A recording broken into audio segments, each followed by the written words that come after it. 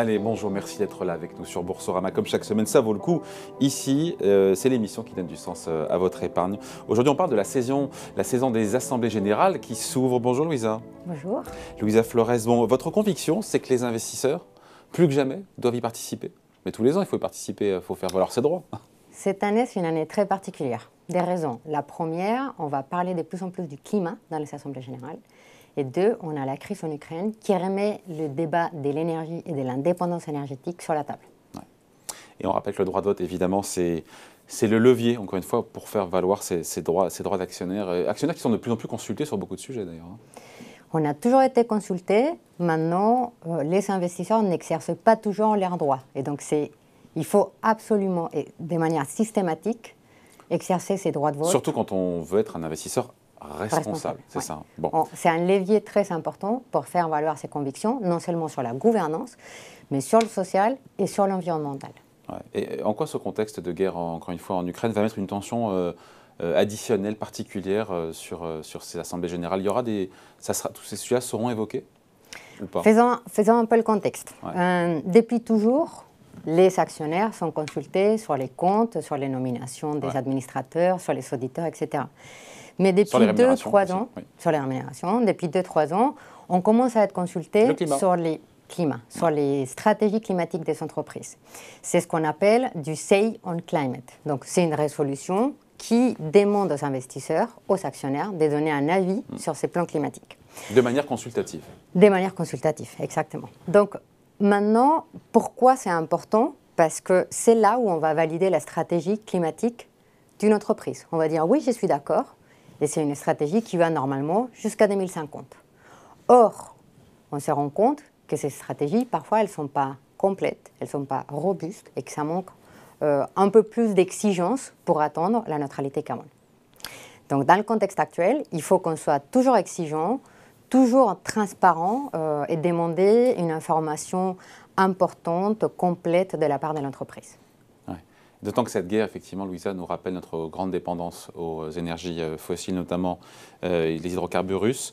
Donc, quelque part, sur ces sujets environnementaux, les assemblées générales sont encore plus importantes cette année? Sont importantes et surtout, ce qu'on a prévu de faire cette année, c'est de publier les critères qui vont nous conduire à voter pour ou contre, ce qui est une première. Donc, on va dire, il y a 3 critères importants. Tout d'abord, il faut que l'entreprise affiche une baisse des réductions des émissions en valeur absolue pour atteindre une neutralité carbone. Première chose. Pourquoi ce n'est pas le cas en général, c'est en relatif?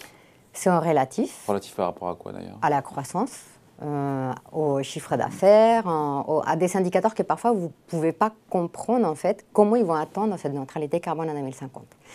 Deuxième objectif important, il faut que cette baisse d'émissions couvre toutes les émissions de l'entreprise, ce qu'on appelle des émissions directes et indirectes, et dans un jargon un petit peu plus climatique, on parle des scopes 1, 2 et 3. Souvent, on a les scopes 1, les scopes 2, mais les scopes 3... Rappelez-nous les scopes 1, 2 et 3. Donc, les scopes 1, c'est tout ce qui est émissions directes générées par l'entreprise sur son site de production. Ouais. Les émissions indirectes, elles sont regroupées dans 2 scopes, les scopes 2 et les scopes 3. Les scopes 2, c'est...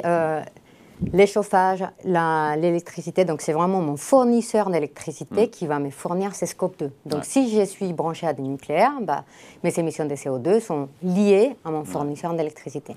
Et le 3, ce sont les clients. Et les 3, c'est l'amont et l'aval. C'est soit les cultivateurs, si je suis une entreprise agricole, soit c'est le client en aval, donc c'est lui qui conduit la voiture, c'est lui qui utilise de l'essence, c'est lui les avions qui vont utiliser du kérosène. Donc c'est clair que le scope 3, c'est le plus compliqué parce que l'entreprise ne les contrôle pas, ne les maîtrise pas. Mais pourtant, il est quand même responsable. Ouais.